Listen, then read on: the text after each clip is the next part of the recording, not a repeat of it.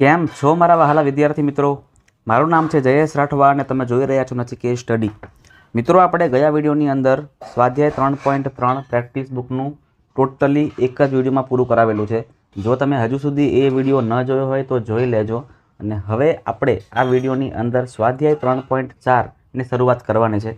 આપણે chapter number 3 અત્યારે ભણી રહ્યા છે ને, ચતુષ્કોણની સમજ. એ ચતુષ્કોણની સમજની અંદર મિત્રો સ્વાધ્યાય 3.4 આપણું છેલ્લું સ્વાધ્યાય છે. આ સ્વાધ્યાયને પૂરું કરશું એટલે પછી આપણું ચેપ્ટર પણ અહીંયા પતી જશે અને ત્યાર પછી આપણે ચેપ્ટર નંબર 4ની પણ શરૂઆત કરી જ દેવાની છે. ચાલો શરૂઆત કરીએ છીએ આપણે સ્વાધ્યાય 3.4ની. મિત્રો, સ્વાધ્યાય 3.4 થોડુંક મોટું છે. મોટું મતલબ કે એમાં ઘણા બધા ક્વેશ્ચન આપેલા છે.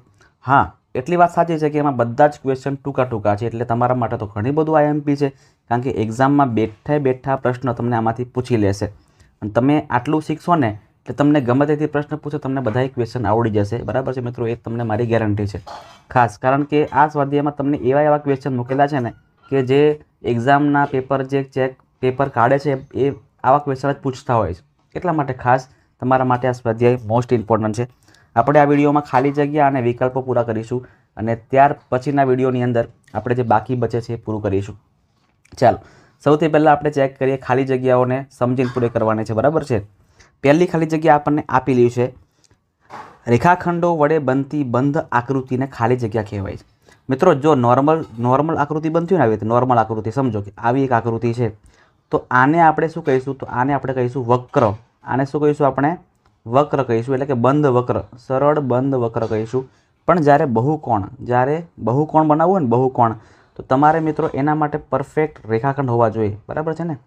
આવી રીતે બધા તમને પરફેક્ટ રેખાખંડ આપેલા હોય, આવી રીતે રેખાખંડ આપેલા હોય, તો આ જે આકૃતિ બને છે ને એને આપણે શું કહેવામાં આવે મિત્રો?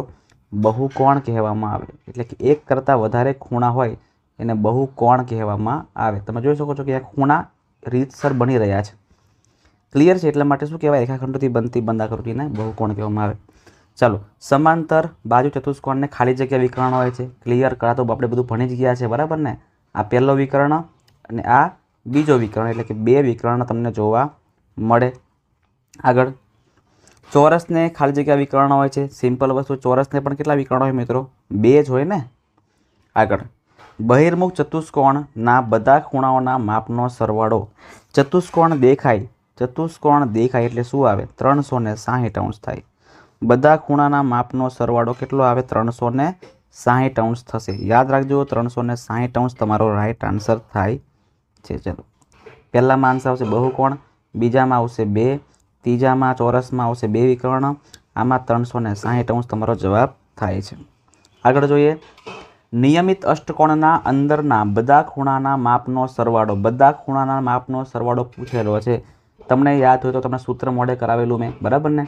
કયું સૂત્ર હતું? તો કે ભાઈ n-2 ગુણ્યા 180. n એટલે શું? તો કે ભાઈ બાજુની સંખ્યા. અષ્ટકોણમાં કેટલી બાજુ જોવા મળે? તો કે સાહેબ 8 જોવા મળે. સાચી વાત છે. 8 - 2 ગુણ્યા 180. 8 ઓછા 2 કરો તો કેટલા આવે? તો કે ભાઈ 6 આવે ગુણ્યા 180. ચલો, કેટલા આવે? 8 સંગ 48, 6 કે 6 ને 4 કરો એટલે 18 આવશે. કેટલા આવશે? 18 આવશે. એક જ મિનિટ ફરીથી કરી દઈએ છીએ આપણે, કોઈ લોચા ના થવા જોઈએ. ચાલો જોજો, 6 × 8 = 48 થાય. બરાબર છે? 6 × 6 અને 6 × 4 = 10. હા, લોચા પડ્યા હતા. 108 એને બીજો 0 લટકીને આવે છે એ, એટલે કે 1080 થાય છે. શું આવશે? 1080 અંશ થાય છે. ખાસ દરેક જણ સૂત્રને મોઢે કરી નાખજો. આગળ, 3 બાજુઓ વાળો નિયમિત બહુકોણ. બધાને ખબર પડે ભાઈ, 3 બાજુ વાળો નિયમિત બહુકોણ કોણ છે? તો બધા કહેશે સર ત્રિકોણ. પણ એકચ્યુઅલમાં નિયમિત બહુકોણ છે તો શું કરવાનું? નિયમિત એટલે બધી બાજુઓ સરખી હોવી જોઈએ. તો શું આવશે? સમબાજુ ત્રિકોણ. ડાયરેક્ટ ત્રિકોણ લખતા નહીં. શું લખવાનું તમારે? સમબાજુ ત્રિકોણ લખજો. આગળ, 4 બાજુ વાળો શું આવશે? ચતુષ્કોણ તો નહીં આવે પણ ચોરસ આવશે. 4 બાજુ વાળો કયો આવે? ચોરસ આવે. 8 બાજુ વાળો શું આવે ભાઈ? તો કે 8 બાજુ વાળો નિયમિત અષ્ટકોણ આવે. નિયમિત અષ્ટકોણ આવશે.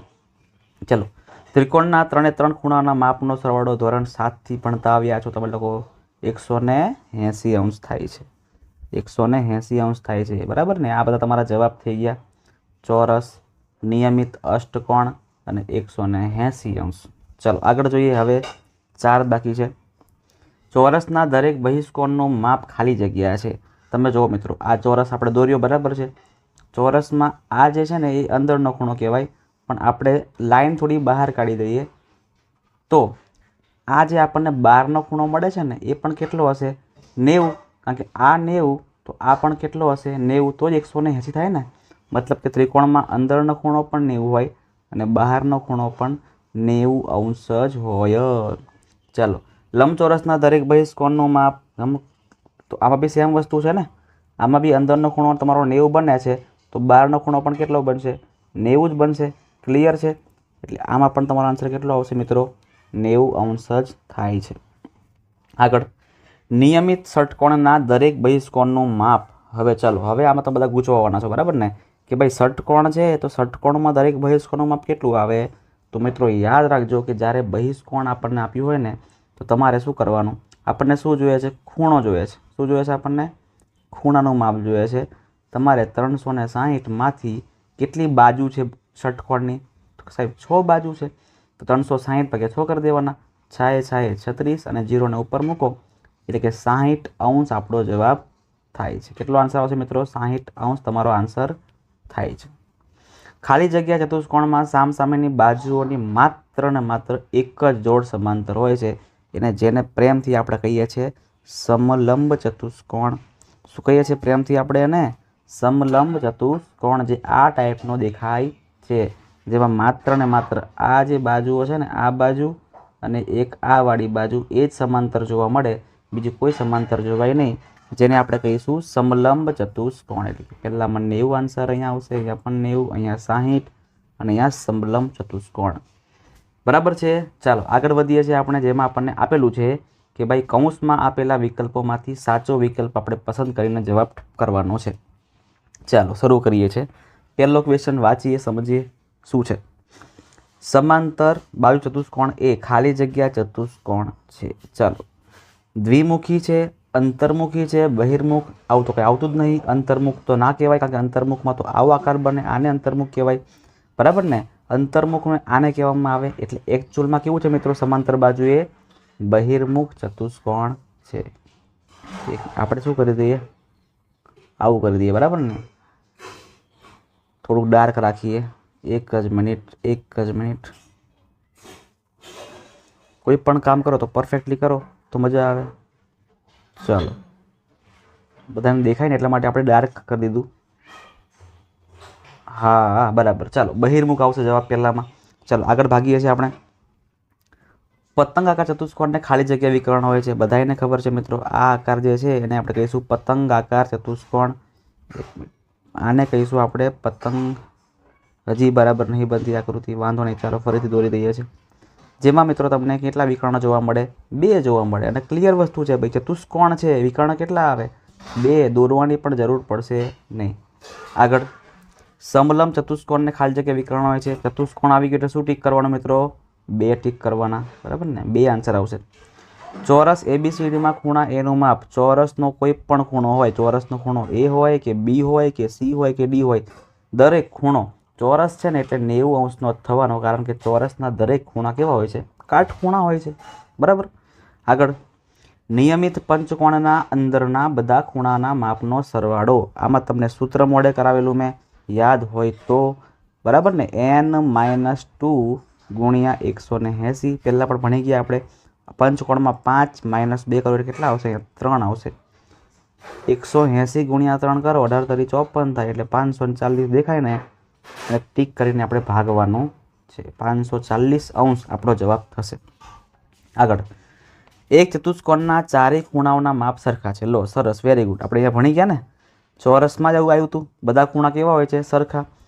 તો દરેક ખૂણો કેટલા અંશનો હોય છે? તો કે ભાઈ 90 અંશનો હોય છે, બરાબર ને? રીત પણ કરી દેવાની.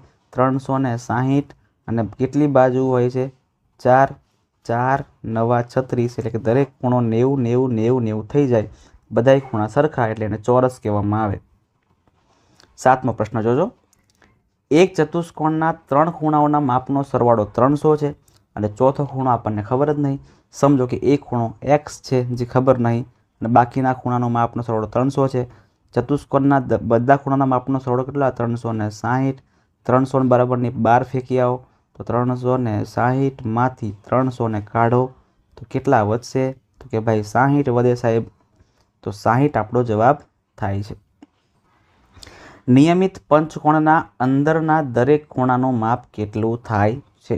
ચલો મિત્રો, હવે નિયમિત પંચકોણના અંદરના દરેક ખૂણાનું માપ, અંદરના બધા ખૂણા પૂછ્યું હોય ને, બધા ખૂણા આ રહ્યું જો, તો 540 થાય. પણ દરેક ખૂણો પૂછ્યો શું કરવાનું? તો કે ભાઈ 540 તો આપણા હતા જ. હવે આપણે એના કેટલા ભાગ પડી ગયા? તો કે 5 ખૂણા એટલે 5 ભાગ પડી જાય. ચલો, 5 એકા 5, 5 અઠા 40 એટલે કે 108 દેખાય ને, એ આપણો જવાબ થાય છે. દરેક ખૂણો 108, 108, 108, 108 ને 108નો હશે. 9મો ક્વેશ્ચન જોજો. નિયમિત અષ્ટકોણના દરેક બહિષ્કોણનું માપ ખાલી જગ્યા છે. નિયમિત અષ્ટકોણના દરેક બહિષ્કોણનું માપ ખાલી જગ્યા. ચાલો, અષ્ટકોણ નિયમિત છે, બરાબર ને? હવે મિત્રો, જ્યારે પણ બહિષ્કોણ આવે ને, શું આવે? જ્યારે પણ બહિષ્કોણ આવતો હોય તો યાદ રાખજો કે બહિષ્કોણમાં મિત્રો અંદરના ખૂણા માટે અલગ અલગ આન્સર થઈ શકે કે ભાઈ ત્રિકોણ માટે 180 થાય, ચતુષ્કોણ માટે 360 થાય, પંચકોણ માટે 540 થાય, એ બધું થાય. પણ જ્યારે બહિષ્કોણ આવે ત્યારે બધાય માટે સેમ નિયમ છે, 360. અને અષ્ટકોણમાં કેટલા છે? કેટલા? 8 આવે તો 8, બરાબર ને? અહીંયા ભાગ કરો અહીંયા આપણે, એટલે કે 8 એકા 8, 8 દુ 16, 8 તારી 24 ને 8 ચોક 32, 4 વધ્યા ને, 8 ચોક 32, 4 વધ્યા છે એટલે 8 પંચા 40 એટલે કે 360 કરો ભાગ્યા એટલે 45 તમારો જવાબ થાય. અહીં તમારો આન્સર કેટલો આવશે? 45. દરેક બારનો ખૂણો 45 અંશનો હશે. આગળનો ક્વેશ્ચન છે, જેના બહિષ્કોણનું માપ 40 હોય, 40 અંશ હોય, 40 અંશ હોય તે નિયમિત બહુકોણને ખાલી જગ્યા બાજુઓ હોય. આપણે સૂત્ર મોઢે કરાવેલું જ છે ભાઈ કે 360માં છેદમાં બાજુ તો બાજુ અને ખૂણો તો ખૂણો, જે આપણને આપ્યું એને મૂકી દેવાનું. આપણને આપ્યું છે ખૂણો એટલે 40 મૂકવાના, પછી કાપવાના એટલે આપણને બાજુ મળી જશે. 4 9 36, 9 તમારો જવાબ થાય છે. મિત્રો, એક્ઝામમાં તમને આવા ક્વેશ્ચન ખાસ પૂછશે, યાદ રાખજો. તમને એક્ઝામમાં આવા જ ક્વેશ્ચન પૂછાશે, તમે કન્ફ્યુઝ થઈ જશો, બરાબર? તમે કહેશો સર મેં તો ખૂણા મોડે કહીને આવ્યા હતા અને તો બાજુ પૂછાઈ ગઈ. ઘણા કહેશો સર બાજુ મોડે કહીને આવ્યા હતા અને ખૂણા પૂછાઈ ગયા. ભાઈ તમે જે કરીને જાઓ ને એ ચાલશે, બરાબર? તમારે સિમ્પલ મૂકવાનું 360ના છેદમાં શું કરવાનું? 360ના છેદમાં તમને જે આપ્યું હોય ને એ જ મૂકી દેવાનું. આગળ 12 બાજુવાળા, જો આ વખતે બાજુ આપ્યા છે આપણને, બરાબર ને? તો સેમ નિયમ છે, 360ના છેદમાં શું આપ્યું છે? બાજુ, તો બાજુ મૂકી દો, ચિંતા ન કરો, બાજુ મૂકી દો. 12 તરી 36 અને 0 ને ઉપર નાખો તો કે 30 ડિગ્રી તમારો જવાબ થશે. 30 ડિગ્રી તમારો જવાબ થશે. આગળ, જેના અંદરના દરેક ખૂણાનું માપ 165. મિત્રો, આમાં તમે ખાસ કન્ફ્યુઝ થવાના છો કેમ કે આપણને બહિષ્કોણ નથી આપેલું, આમાં આપણને અંતઃકોણ આપેલું છે. સૌથી પહેલાં આપણે આ અંતઃકોણ જે છે ને એને બહિષ્કોણ બનાવી દઈએ અને ત્યાર પછી પ્રોસેસ કરીએ. તો બહિષ્કોણ બનાવવા માટે આપણે 180માંથી 165ને કાપી નાખીએ છીએ. કેટલા વધશે? તો કે ભાઈ 15 વધશે. એટલે આ 15 શું મળી ગયું આપણને? હવે બહિષ્કોણ મળી ગયો. એટલે હવે આ 15ને પાછા ભાગવાના આપણે 360 વડે. 360 ભાગ્યા 15, 15 દુ 30, 6 વધશે, 15 ચોક 60 એટલે 24 આપણો જવાબ થશે. 24 આપણો જવાબ થશે. 13મો પ્રશ્ન જોજો. એક સમાંતર બાહુ ચતુષ્કોણમાં એક ખૂણાનું માપ 50 ડિગ્રી છે તો તેની પાસેના ખૂણાનું માપ, સામેનો ખૂણો હોય તો 50નું 50 જ આવે, બરાબર ને? શું આવે? 50નું 50, પણ ખૂણો કેવો હોવો જોઈએ? સામેનો. પણ અહીંયા કયો ખૂણો છે? પાસેનો ખૂણો જોઈએ છે. પાસેનો ખૂણો મેળવવા માટે આપણે 180માંથી જે બીજો ખૂણો છે એને માઇનસ કરવા પડે. એટલે 180માંથી 50ને કાપો એટલે 130 તમારો જવાબ થાય છે. ચાલો આગળ. એક સમાંતર બહુ ચતુષ્કોણમાં એક ખૂણાનું માપ 100 ડિગ્રી છે તો તેની સામેનો ખૂણો, અરે વાહ, સામેનો ખૂણો તો બેઠે બેઠો એવું ને જ હોય, બરાબર ને? સામ સામેની બાજુઓ સરખી છે એટલે સામ સામેના ખૂણા પણ કેવા થાય? સરખા જ થાય. મતલબ કે આ ખૂણો 100 તો આ ખૂણો પણ કેટલો આવશે? બીજો 100 જ થશે.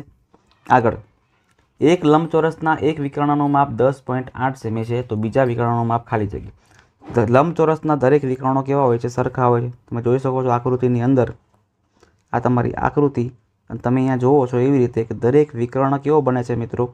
સરખો જ બને છે, મતલબ કે એક વિકર્ણ 10.8 છે ને તો બીજો વિકર્ણ પણ 10.8 જ હશે અને હશે.